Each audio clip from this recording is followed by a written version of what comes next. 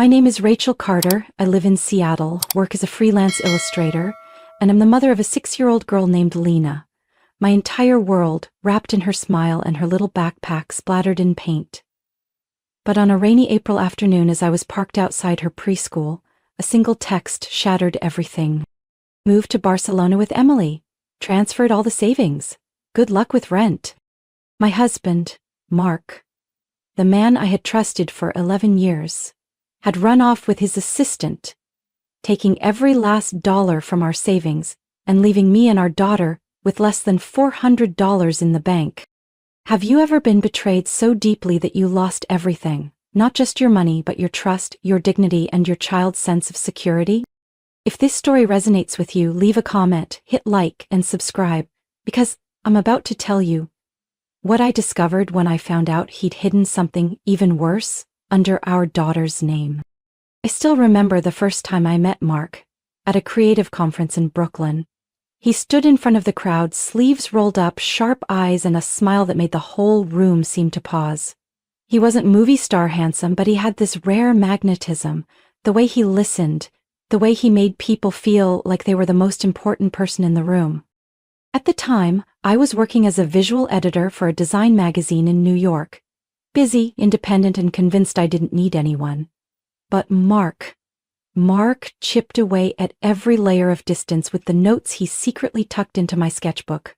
Witty lines, sometimes a compliment on my drawings, sometimes a message like, "You look like you've been working 3 nights straight. You need a chocolate cake." We fell in love fast. 2 months later I moved to Seattle, the city where Mark was born, and which he always called the perfect place to raise a child. I never imagined that same place would be where I lost everything. We rented a small apartment in Capitol Hill, then eventually bought a triangle-roofed house near Lake Union with a backyard big enough for Mark to build a wooden swing for our future child.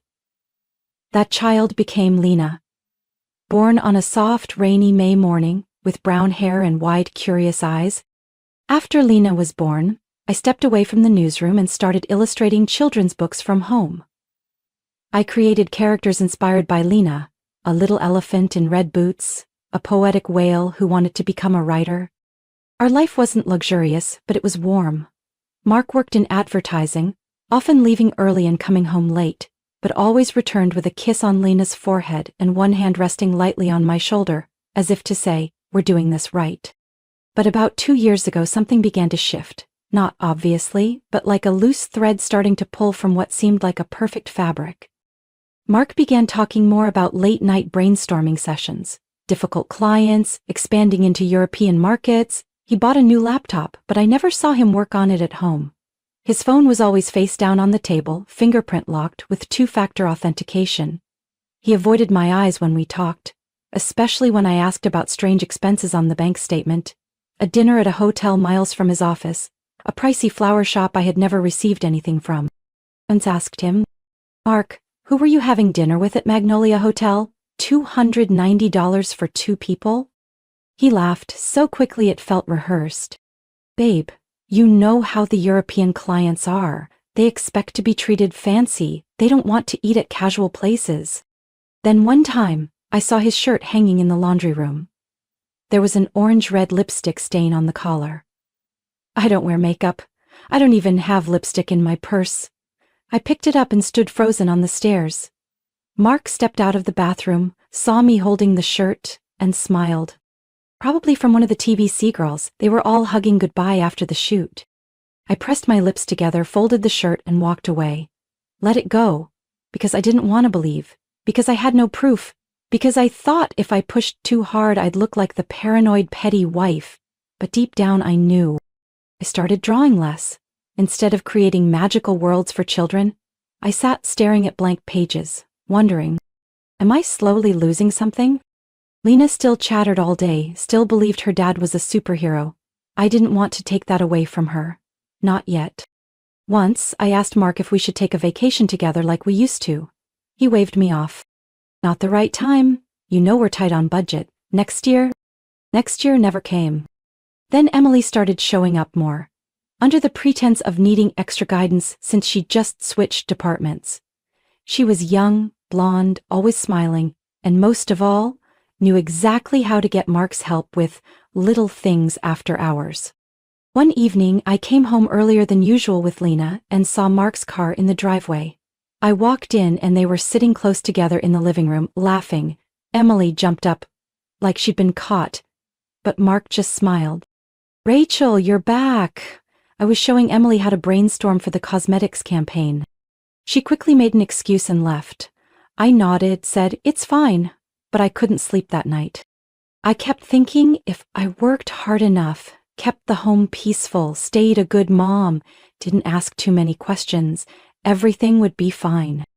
What I didn't know was that while I was tracking every bill and saving every dollar to keep our house intact, Mark had been quietly planning a different life. One without me. And what I definitely didn't know was that he had hidden a secret under our 6-year-old daughter's name. A secret big enough to make me realize this wasn't just about marriage anymore. This was a fight to protect my child and myself. I sat frozen in front of the computer screen, the numbers flickering like cold blades. The savings account balance, the joint account Mark and I had built over nearly a decade, was right there. $0. Only a week ago, there were more than $68,000 sitting in that account. That was our safety fund, our plan for Lena's school tuition, for medical emergencies, for life's unexpected storms. And now, without warning, it was gone. I called the bank, voice trembling, hand gripping the edge of the desk. The customer service rep, voice sweet like reading off a script, said, "Since this is a joint account, Mr. Carter has full rights to withdraw funds at any time, without your approval." Where did he transfer it? What was the receiving account? "I'm afraid I'm not authorized to disclose the recipient's information." I hung up. My chest felt like it was being crushed. I don't know how long I sat there, motionless. Remember Lena walking in, holding her teddy bear, asking quietly, "Mommy, are you not drawing anymore?"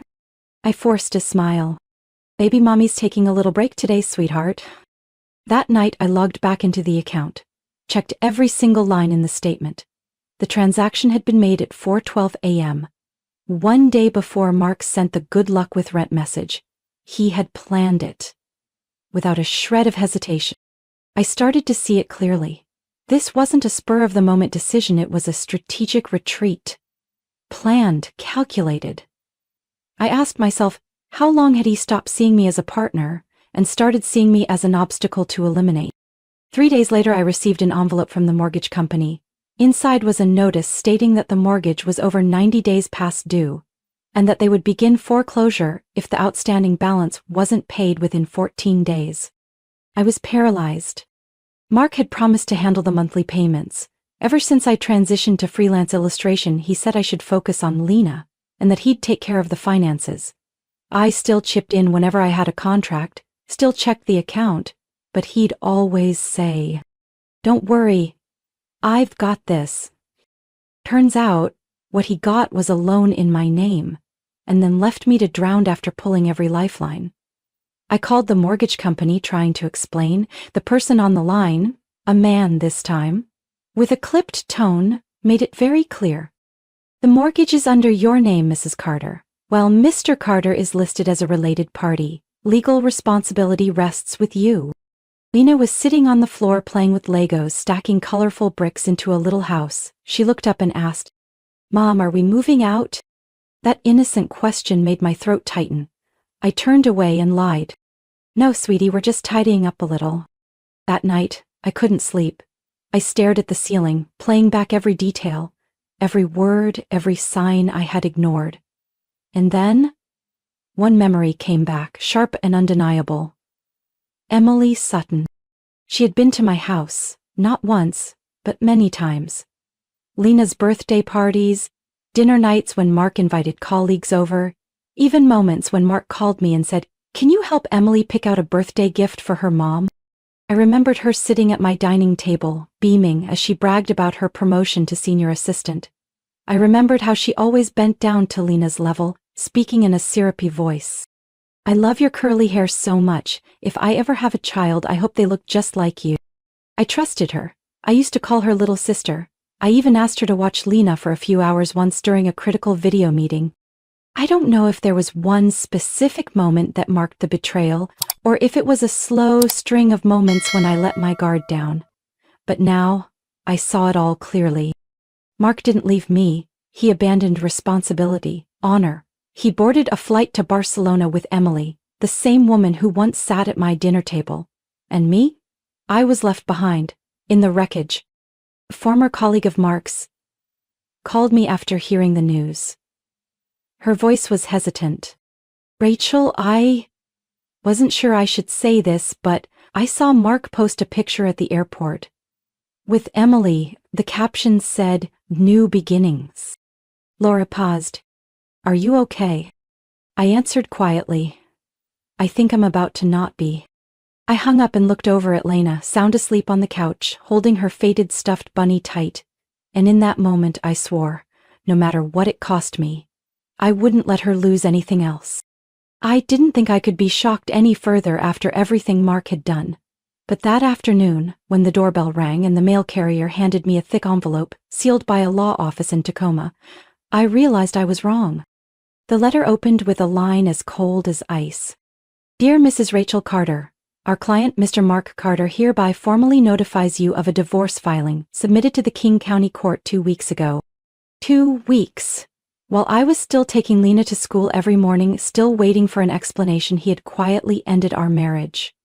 I flipped to the next page, where custody was detailed.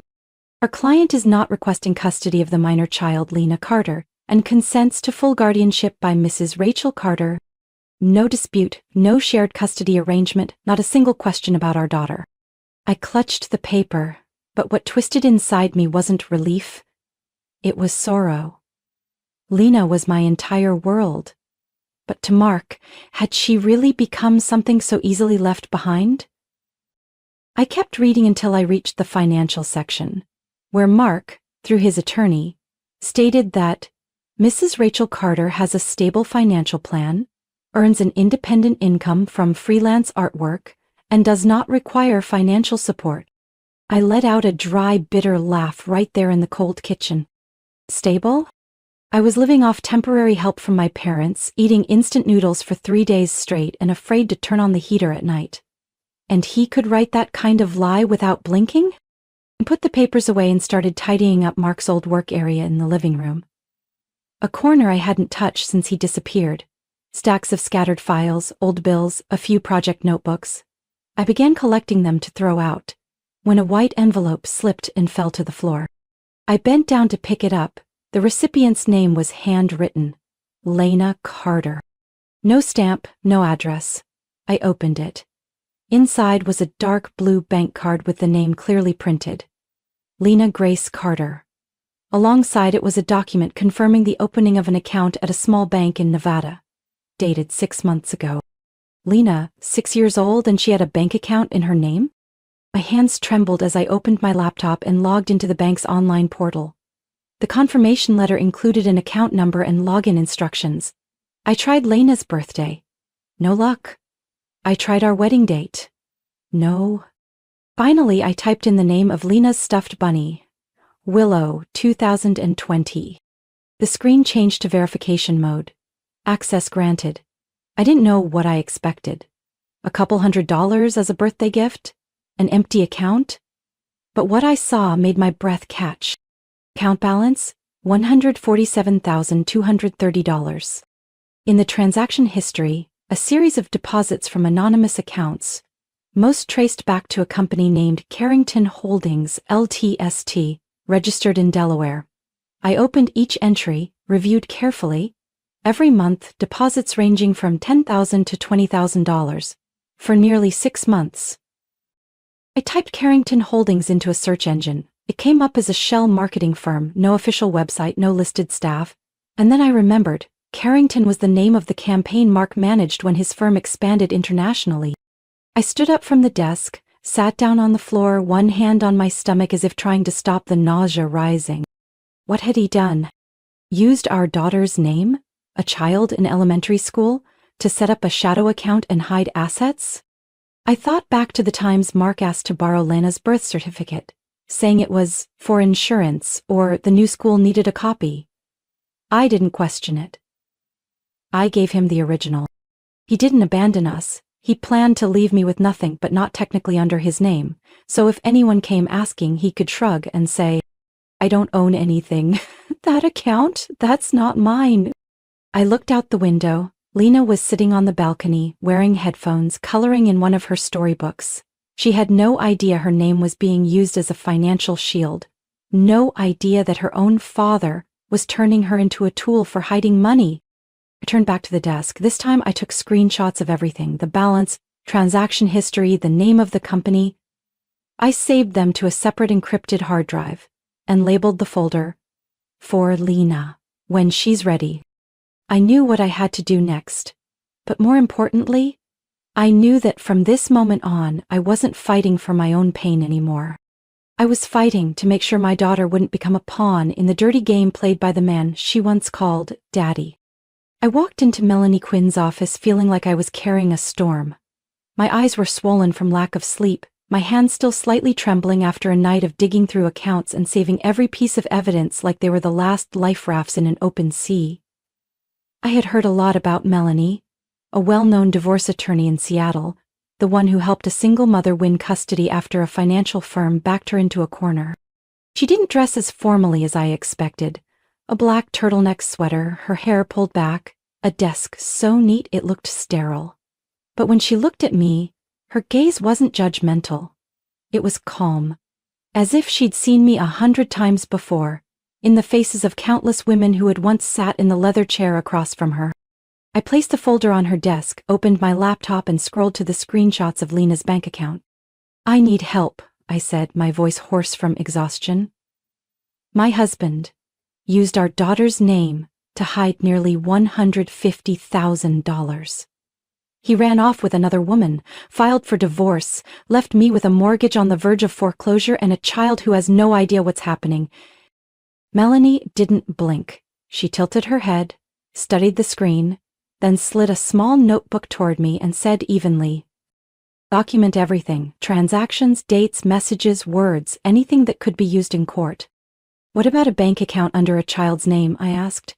Is there a way to hold him accountable? Melanie raised an eyebrow, then typed a few lines on her computer. In Nevada, there's a legal loophole allowing a custodial account to be opened with one parent's consent, but if that account is used for money laundering or tax evasion, we can escalate this to federal court, especially if we can prove the funds came from fraudulent activity. She paused, eyes locking with mine. Rachel, this is no longer just a divorce case, this is a financial scheme, with a child in the middle. I felt my chest tighten. Finally, someone had said what I'd been feeling all along. Melanie continued. We'll file for an emergency freeze on all related accounts, including Lena's for now, to prevent him from draining them. I'll submit the motion this week. What about custody? He already gave that up. But if we prove he's using her name for financial manipulation, the court could issue a no-contact order. I gripped the strap of my bag. I don't need his money. But I won't let my child be used for his scams. Then we start here. That afternoon, I picked Lena up from school, still dazed by the fog of the legal meeting. She climbed into the car, excitedly telling me how they colored with powdered chalk today and how the teacher said her drawing looked so real. I smiled and gently brushed her curls. My daughter is an artist after all. Lena's eyes sparkled in the rearview mirror as she met my gaze. Then you're an artist too, you draw elephants that fly. That night, after Lena fell asleep, I sat at my desk and reopened my work email, the inbox I had all but abandoned for the past 3 months. I didn't expect much, but in the priority tab there was a new message. From Clover House Publishing, the children's book publisher in San Francisco I had worked with 2 years ago. Subject line? Rachel, would you be open to illustrating again? I opened it, heart pounding. The editor who had worked with me on Little Bear in the Big City wrote that they were reissuing a new series and wanted me to illustrate a special feature, Gentle Stories for Hard Days. I didn't know if it was coincidence or grace. But that offer came at the exact moment I needed something to believe in. I replied that night. I accepted. The next morning, I woke up earlier than usual, brewed coffee, opened my laptop and started sketching. My hands were stiff at first, my lines hesitant, but with each stroke, A little fox walking through the rain to find his mother, a deer lost in a storm, a kitten sleeping on a rooftop. I felt myself coming back. I wasn't illustrating for a project. I was redrawing my life, line by line, color by color, for myself, for Lena, and for whatever came next. I was revising the final sketch for the publisher when my phone buzzed. A new message. Unknown sender. A number I didn't recognize. Seattle area code 206. The content was a single line. Check Lena's passport. They're forging documents to take her to Europe. I read it over and over again, feeling like someone had slammed the back of my head. They? Forged documents? And why? Lena? I jumped from my chair, my mind spinning. It could have been a sick joke. But I didn't have the luxury of trusting anything anymore, especially with the name Mark Carter still circling my life like a wound that wouldn't close. I opened the filing cabinet where I kept all our personal documents. Passports, birth certificates, Lena's medical forms. Her passport was still there, unused, I was sure of it. I had always kept it locked away. But then I remembered. Recently, Mark had a copy of Lena's birth certificate. I was the one who printed and sent it to him when he said it was needed for health insurance at his new company. I had hesitated, but eventually sent it, thinking, he's still her father. I logged into the State Department's passport tracking system. Entered Lena's social security number, full name and date of birth. The system spun for a few seconds before displaying. Passport application received for Lena Grace Carter. Submission date Tuesday last week. Status, in processing. Expedited request. Sank into my chair, cold all over. I hadn't signed anything. I hadn't consented. There was no form with my signature attached. How had Mark submitted a passport application for our daughter without legal consent from me, her sole guardian? Or someone had forged my signature. I took a screenshot of the result and forwarded it immediately to Melanie with a short note. Mark submitted a passport app for Lena. I never signed anything. Less than 10 minutes later she called back. Her voice wasn't calm like usual. There was urgency in it. Rachel, listen to me. Send me photos of her old passport, a sample of your real signature, and a screenshot of that message. I'll file for an emergency travel injunction on Lena. The court can approve it within 48 hours if the evidence is solid. Melanie, would he really go that far? With someone willing to open a bank account under his daughter's name, there's nothing he wouldn't do. I followed her instructions like a machine, sent everything she needed. I barely noticed the time passing. Until Lena came running into the office, crayon in hand. Mommy, I drew you and me flying to an island. There's a treehouse and strawberry ice cream that never melts. My eyes settled on her drawing. So innocent, so bright, but it made my chest tighten. Mark hadn't left me. Now he wanted to take Lena across the world under some sweet disguise Lena was too young to question. I settled beside her, fingers brushing through her curls, steadying my voice. Lena, if anyone ever talks to you about flying somewhere, or asks about papers or passports, can you promise to tell Mommy first, okay? She tilted her head, blinking. Why? Who would ask me that? I'm not sure, but just promise me. Okay, I promise. That night I barely slept. Everything suddenly felt so fragile. As if one missed step, one delay, and Lena could be taken from me without warning. I pictured Mark and Emily at the international airport, holding forged documents, leading Lena to the customs gate, lying that her mother had already given permission. I shivered. No. I couldn't let that happen. I was folding Lena's blanket after she had fallen asleep on the sofa when the email alert dinged from the laptop on the dining table. I almost ignored it. An unfamiliar address, no subject line, no signature. But something urged me to click it open. The first line froze me in place. I'm Lucy, Mark's ex. I have something you need. I read it again, heart pounding. No explanation, just an audio file attached with a note. Listen before deciding whether or not to contact me. I put on headphones and leaned into the table. The recording was less than 10 minutes long, but it only took 30 seconds for me to realize this was something I would never be emotionally prepared to hear. Mark's voice and the voice of his mother, Evelyn Carter. I'd heard that voice hundreds of times, laced with the chill of a woman who once ran an investment fund and the half-kind tone she used to dismiss every effort I made to be a mother. Mark spoke first, his tone light like he was discussing a marketing pitch. I think if I bring Lena to Spain as a direct heir, I can take advantage of the family investment benefits and set up the branch easier. Evelyn's voice replied, sharp, calculated. As long as Rachel doesn't find out. Don't forget, if she gets proof, every investment in Lena's name could backfire on you. I'm paving the way, painting a picture of Rachel as unstable, financially strained, had mild postpartum depression. The court will believe me more. Good. And remember, don't leave any copies of Lena's records in the US. Once you're in Barcelona, you need full control. But I couldn't listen any further. I yanked the headphones off and set them on the table like they'd burn me if I held them any longer. It wasn't about love, or what was best for her. It was about her legal identity, her passport, her use as a financial tool. I turned back to the laptop, my hands no longer trembling. I wrote to Lucy, I need to know why you have this recording. Less than an hour later, she replied, I used to live with Mark. It's over now, but I used to help him handle contracts before he passed everything on to Emily. I saw things I probably shouldn't have. Recording was an old habit from work. I thought you should know. I called Melanie first thing the next morning, sent her the full audio file and forwarded everything I had on Lucy. Her voice was calm but lower than usual.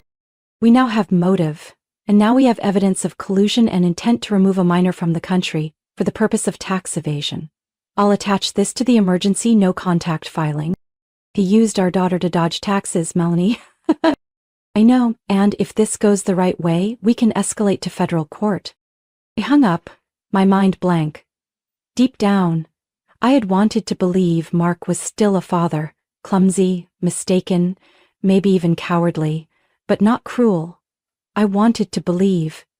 Even if he wasn't my husband anymore, he wouldn't sell out his own daughter to a tax form. Now I knew that everything I ever believed about Mark was wrong, and I had placed my trust in something that no longer had a heart. That evening, while I was making dinner, Lena pulled a chair up to the kitchen counter and waved her hand. Mommy, today I drew a picture of you.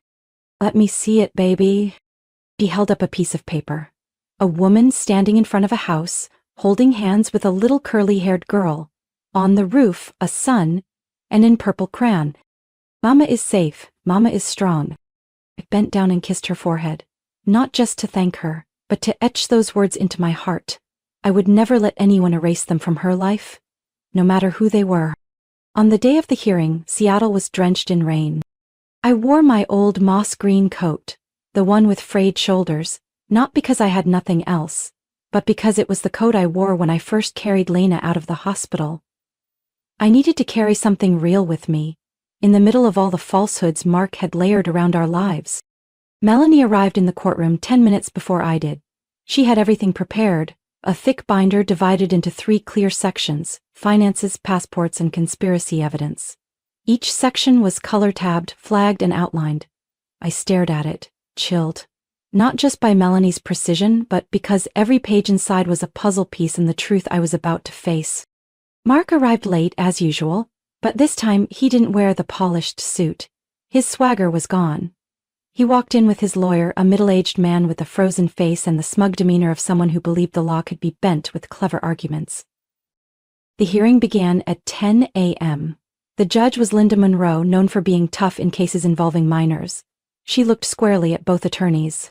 Today we are reviewing emergency allegations involving document forgery, laundering funds under a child's identity, and an attempted international removal of a minor without legal consent from the sole guardian.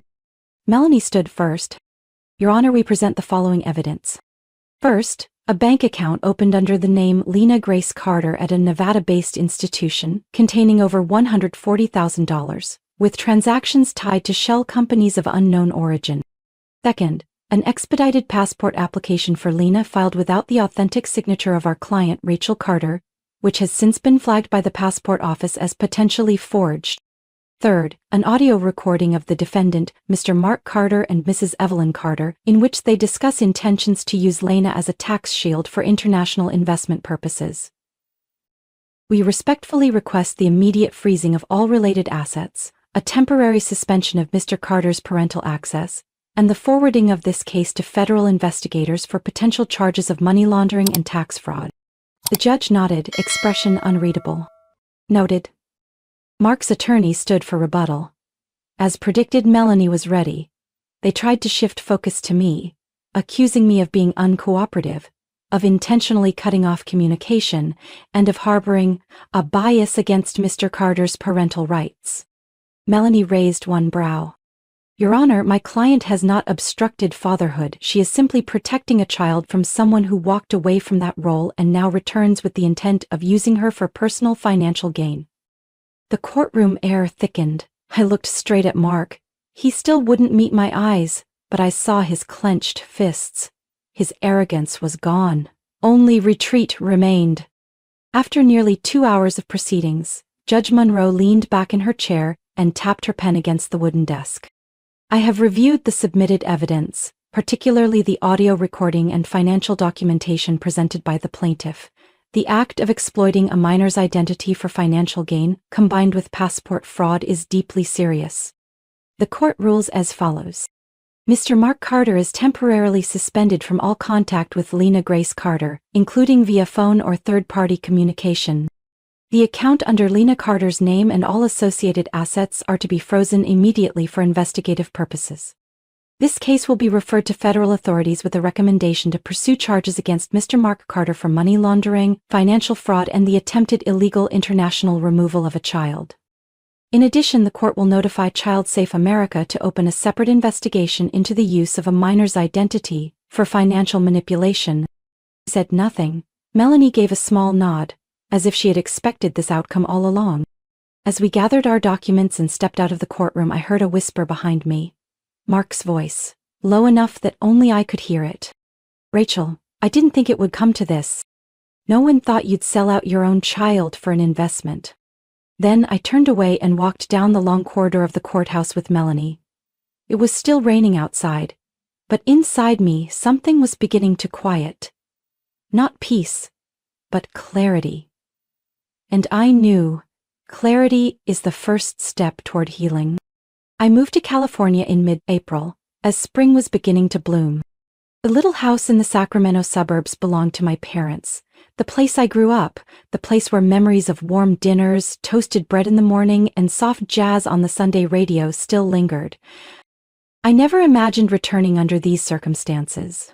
With a car packed with only essentials, a child in the back seat holding a worn-out stuffed bunny, and a heart cracked open by everything Mark had left behind. But when my mother opened the door and pulled me into a hug without asking a single question, I knew I had made the right choice. My father, a man of few words, simply placed his hand on my shoulder and said, "You don't have to be strong here." That was when I cried, not loudly, not brokenly, just quiet tears, from someone who finally felt like they were standing on solid ground. Lena started school again 2 weeks later. The new school was smaller than the one in Seattle, but her teacher, Watson, had eyes that truly listened. During our first meeting, I explained Lena's situation, unsure how much to reveal, but Miss Watson simply smiled and said, "I don't need to know everything. I just need to know Lena is a child with strength and a big imagination. The rest she'll share when she's ready." The first 3 months were days of learning to live slowly. No more court hearings. No more mornings checking emails or bank balances. I woke up early, made coffee for my mother, walked Lena to school, then came home and sat at my drawing table. I began working again on my children's illustration series, Dreams of the Little Ones, a project I had abandoned before everything collapsed. Paper boats with bears adrift at sea, an old owl in a baseball cap teaching class from a tree branch, a curly-haired girl holding a lantern searching for her own map. One morning, I got an email from an editor at Her Truth, a publication that features stories of women and social justice. They had read my story on a small blog I created to share my legal journey and invited me to write an official piece for their When Women Take Back Control column. I hesitated. I wasn't a writer. I was just a mother who had survived a deception.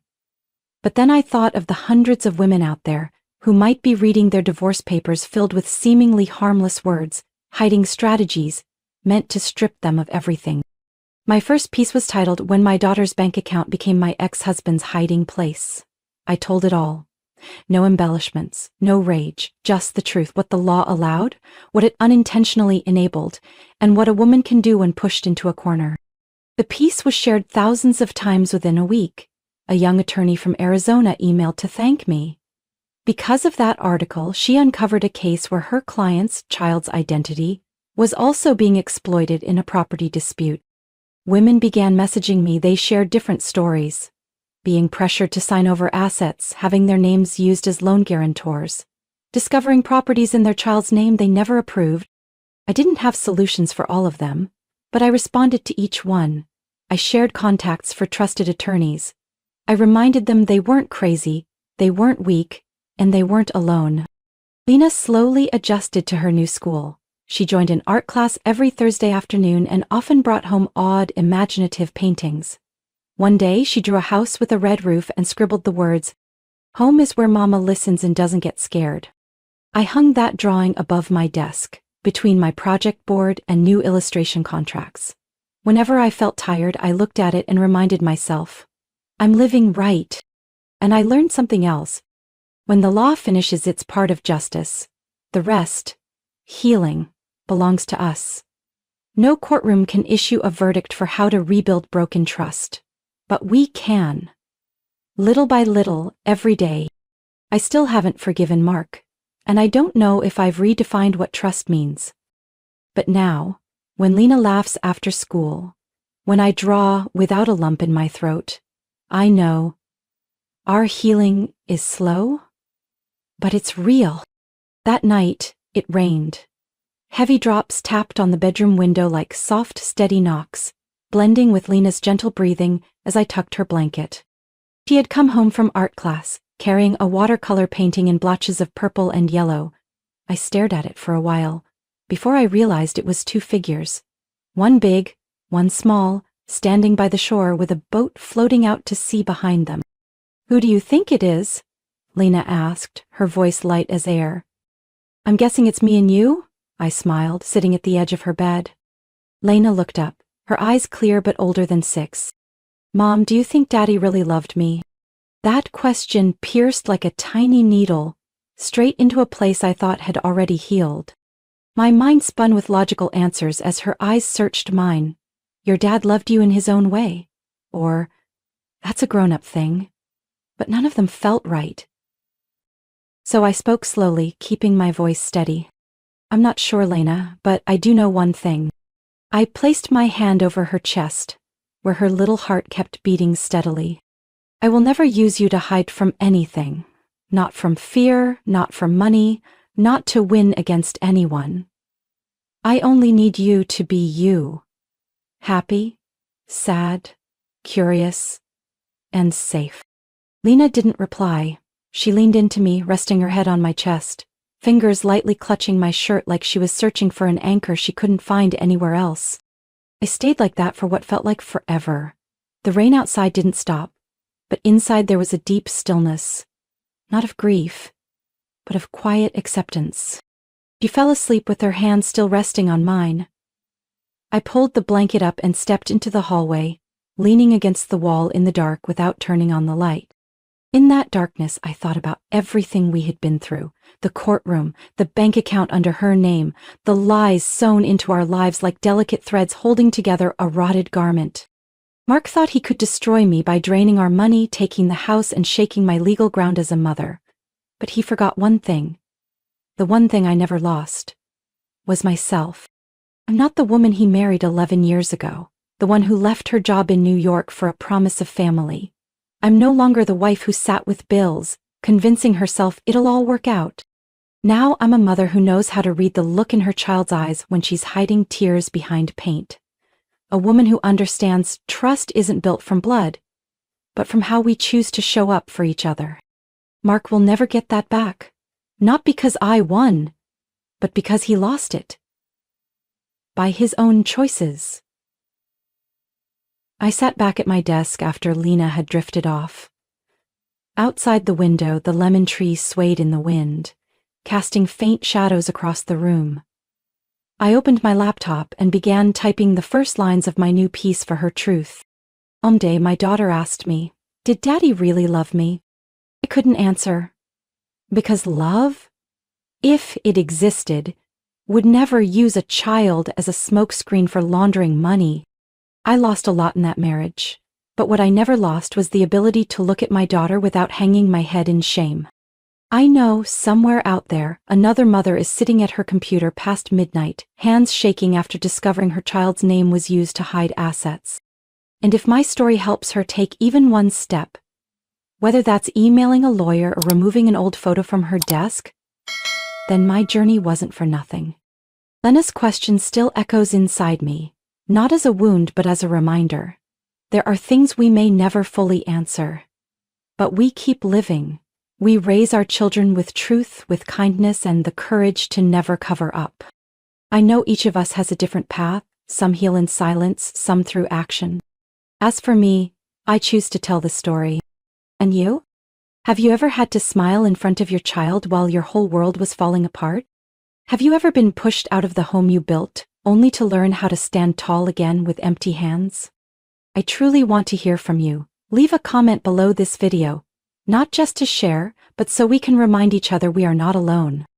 And if this story made you feel seen, heard, or understood, please follow the channel. There are many more stories to come about family, about the things no one teaches us but we must learn, about how we rise from wreckage and reclaim our names. Thank you for walking with me this far. I'll see you in the next story, where we don't promise perfection but we promise truth.